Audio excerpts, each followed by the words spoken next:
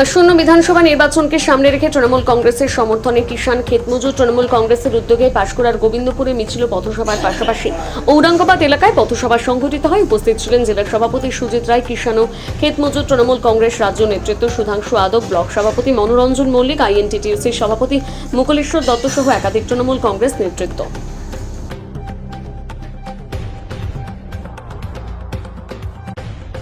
আমি প্রথমে কিষাণ ক্ষেতমজুর তৃণমূল কংগ্রেসের পক্ষ থেকে এলাকাবাসীকে ধন্যবাদ জানাই, অভিনন্দন জানাই।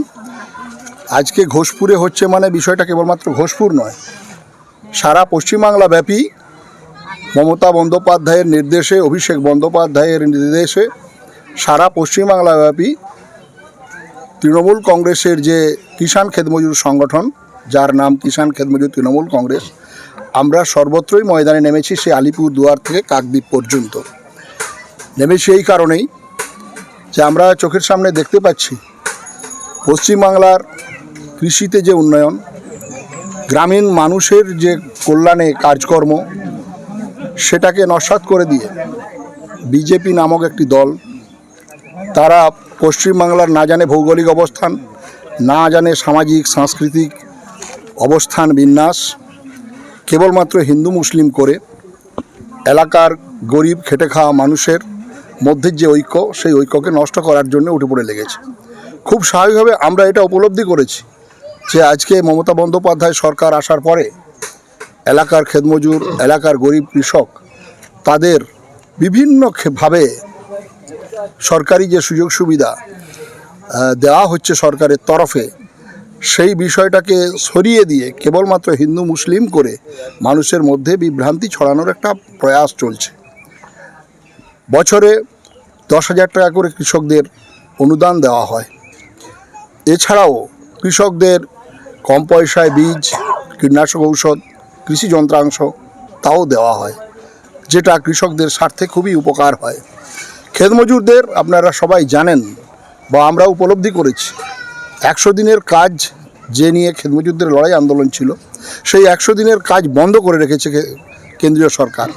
স্বভাবতই গ্রামের যে ক্ষেতমজুররা এই 100 দিনের কাজে মূলত উপকৃত হতো গ্রামের কৃষি শ্রমিক যারা। এটা বন্ধ হয়ে থাকার ফলে তারা কাজ পাচ্ছে না। শুধু কাজ পাওয়া নয়, এই কাজের মধ্য দিয়ে এলাকার উন্নয়ন হতো, মাটির কাজ হতো, যে মাটির কাজের মধ্য দিয়ে নিকাশি ব্যবস্থার সম্প্রসারণ, বাঁধগুলির সম্প্রসারণ, এছাড়াও বিভিন্ন কাজকর্মের সুবিধা হতো, সেটা বন্ধ হয়ে আছে। এই জায়গায় আমাদের সরকার মমতা বন্দ্যোপাধ্যায় এবার বাজেটে বছরে 2বার করে 4,000 টাকা দেওয়ার ঘোষণা করেছেন।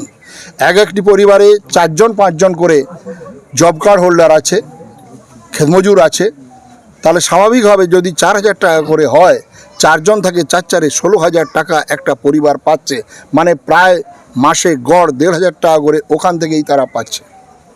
আজকে বিদ্যুৎ ছাড়া কৃষি হবে না, সর্বত্রই বিদ্যুৎ, সাবমার্সিবল, রিভার ইরিগেশনে রিভার লিফট চালানোর ক্ষেত্রে মোটর চালাতে হয় বিদ্যুৎ দিয়ে, এবং সেই বিদ্যুতের বিলটা অস্বাভাবিক ছিল, যা সাধারণ কৃষকদের পক্ষে কষ্টদায়ক ছিল। এবং এই সময়ের চাষটা, এই খরিফ মরশুমের চাষটা মূলত ক্ষেতমজুররাই, গ্রামের ক্ষেতমজুররাই করে। এই মুহূর্তে আমাদের বাজেটে এবং আমাদের সরকার ঘোষণা করেছে কৃষিতে বিদ্যুৎ বিল ছাড়। এটা হওয়া মানে মানুষের অসম্ভব উপকার হবে, কারণ 3,000 থেকে 3,500 টাকা করে শ্যালোর বিল আমাদের দিতে হতো চাষিদের, সেইটা 1 থেকে 1,500-এ নেমে আসবে, যেটা প্রায় হাফ হয়ে যাবে। তার মানে সেই টাকাটা আমাদের ক্ষেতমজুরদের বা কৃষকদের সাশ্রয় হবে। তাহলে একাধারে একটা সরকারের কাছ থেকে মাসে 6 থেকে 8,000 বা 10,000 টাকা পর্যন্ত যদি সব মিলিয়ে দেখা যায়, এলাকার মানুষ কিন্তু পাচ্ছে তার এই ক্ষেতমজুরদের টাকা, বিদ্যুৎ বিলে ছাড়, লক্ষ্মীর ভাণ্ডার, বার্ধক্য ভাতা, বিনে পয়সায় চাল, সব মিলিয়ে যদি দেখা যায় গড়ে 6 থেকে 8,000, 10,000 টাকা পর্যন্ত প্রত্যেকটি পরিবার পাচ্ছে, যা ভারতবর্ষের ইতিহাস এরকম পরিস্থিতি, এরকম প্রকল্প ভারতবর্ষের কোথাও পাওয়া যাবে না। খুব স্বাভাবিকভাবে পশ্চিমবাংলার মানুষ তৃণমূলের পক্ষে, মমতা বন্দ্যোপাধ্যায়ের পক্ষে আছে। আর সেটা সহ্য হচ্ছে না এক শ্রেণীর কায়ামিক স্বার্থের লোকেরা, যারা চিরকালই গরিবকে গরিব করে রাখতে চায়, বড় লোকেদের ছড়ি ঘুরানোর রাজনীতি নিয়ে যারা এতকাল রাজনীতি করে আসছে, তারা বিজেপিতে নাম লিখিয়ে তারা এই সমস্ত জিনিস করে বেড়াচ্ছে। তাই এই জায়গাটায় দাঁড়িয়ে আমরা কৃষক ক্ষেতমজুররা চুপ করে থাকতে পারি না। আমরা সারা পশ্চিমবাংলাব্যাপী এদের এই চক্রান্তের বিরুদ্ধে আমরা নেমেছি। এরা কেবলমাত্র হিন্দু মুসলিম করছে। পাঁশকুড়াতে বা এই সমস্ত এলাকা হিন্দু মুসলিম কিছু নয়। আমার দুপাশে যারা আছে তারা মুসলিম ভাইরা, হিন্দু ভাই সবাই। তা আমরা একসঙ্গেই চলি। এই প্রশ্ন কখনোই আমাদের মাথায় আসেনি। এই এলাকায় দীর্ঘকাল ধরেই ওমর আলী বিধায়ক ছিলেন, তিনি হিন্দু না মুসলিম কেউ কখনো ভাবেনি। বর্তমান সময়ে যিনি বিধায়িকা, তিনিও ফিরোজা বিবি, তিনি হিন্দু না মুসলিম এ কথা কেউ কখনো ভাবেনি, এ নিয়ে প্রশ্নও করেনি। খুব স্বাভাবিকভাবে এই জাতীয় প্রশ্নগুলি তুলে ধরে আমাদের সাধারণ মানুষের মধ্যে বিভাজনের রাজনীতি করছে, তার বিরুদ্ধে আমরা ময়দানে নেমেছি। আমরা বিশ্বাস করি, আমরা নিশ্চিতভাবে মনে করি এবারে নির্বাচনেও এলাকার মানুষ, গ্রামীণ কৃষক শ্রমিকরা তৃণমূলের পক্ষে থাকবে, জোড়াফুলের পক্ষে থাকবে এবং বিপুল ভোটে পাঁশকুড়া বিধানসভা সহ পশ্চিমবাংলার সমস্ত বিধানসভাতেই আমরা এগিয়ে থাকব। পূর্ব মেদিনীপুর নিয়ে যারা অনেক কথা বলছে তাদের স্বপ্ন দিবা স্বপ্ন থেকে যাবে। 16টা সিটেই আমরা ভালো ফলাফল করে বেরিয়ে আসবো। পাঁশকুড়া নিশ্চিত জায়গাতেই আছে, কথা আমি বলতে চাই।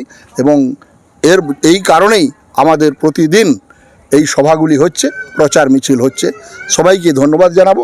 আমি কিষাণ ক্ষেতমজুর তৃণমূল কংগ্রেসের রাজ্য কমিটির সদস্য, এই কথা ঠিকই, কিন্তু আমি সুধাংশু যাদব কেবলমাত্র ওই পরিচয় নয়, এই এলাকার, গ্রামীণ এলাকার দীর্ঘকাল ধরেই ক্ষেতমজুর এবং কৃষকের লড়াই আন্দোলনের সঙ্গে ছিলাম, আছি এবং থাকবো। এই বলে সবাইকে ধন্যবাদ জানাই। কোথায় কোথায় কর্মসূচি করলেন আপনি? আজকে আমাদের গোবিন্দনগর অঞ্চলে কর্মসূচি হয়েছে, চলছে। এখন ঘোষপুর অঞ্চলে হচ্ছে। আগামী পরশুদিন মগরাজ অর্থাৎ চৈতন্যপুরে আছে। প্রতিদিনই আমাদের কর্মসূচি চলতে থাকবে। একটু অসুবিধা হচ্ছে যেহেতু রোজা মাস চলছে, খুব স্বাভাবিকভাবে আমাদের মুসলিম সম্প্রদায়ের মানুষজন তারা রোজা রেখেছেন, ফলে সন্ধ্যের দিকে তাদেরকে চলে যেতে হয়। তাহলেও তারাও ব্যাপকভাবে অংশগ্রহণ করছেন ওই সময়টুকুর মধ্যে, ফলে তারাও অংশগ্রহণ করছেন। সবাই মিলেই এই নির্বাচনী বৈতরণী হেসে হেসেই আমরা পেরিয়ে যাব, এ নিয়ে কোনো সন্দেহ নেই। কোথাও কি সামনেই বিধানসভা নির্বাচন, সেই নির্বাচনকে কি পাখির চোখ করে এখন থেকেই মাঠে নেমে? আমরা এখন থেকেই মাঠে নেমে পড়ছি। আমরা সারা বছরই মাঠে থাকি। পাখির চোখ নিশ্চিতভাবে বিধানসভা নির্বাচন, কিন্তু এই আজকের সভাটাই একমাত্র বিষয় নয়। সারা বছরই আমরা সভা সমাবেশ করি, সারা বছরই মানুষের কোনো না কোনো কাজকর্মের সঙ্গেই থাকি। ফলে নির্বাচন আমাদের সারা বছরই হয়, 365 দিনই আমাদের নির্বাচন হয়। জয়ের